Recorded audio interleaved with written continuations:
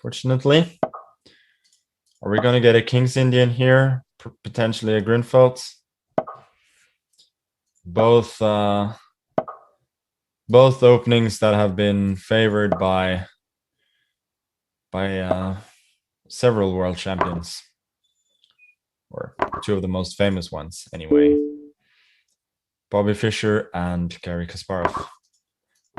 But one thing they never did is that they played e5 before castles, because usually you would have knight e4 here as a little tactic, winning the pawn back because of knight e4 and bishop e5.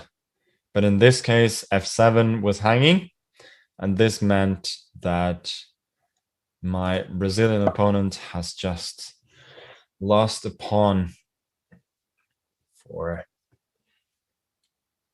actually a very nice central pawn for very little compensation.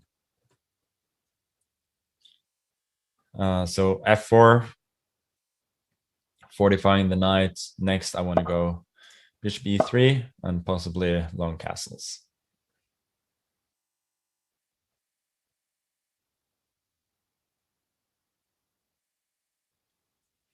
c6 is a move that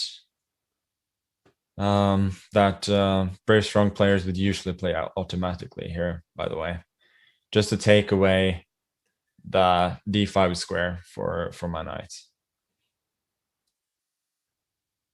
Question is, do I want to go knight d5 check? Think then bishop d5, ed5, might have c6 then. Probably don't want to, so I'm just gonna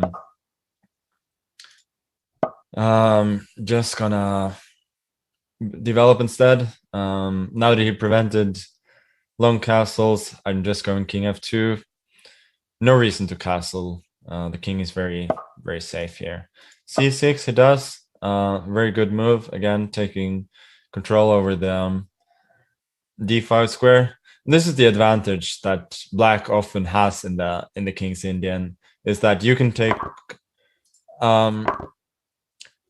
control of the d5 square while the white pawn is already on c4 and the other one on e4. So you cannot actually control the d4 square as white, which means that in a lot of the positions where black goes e5 and you go d5, d5, and the pawn on e5 is not hanging, then the d4 square will potentially be weak for white, while the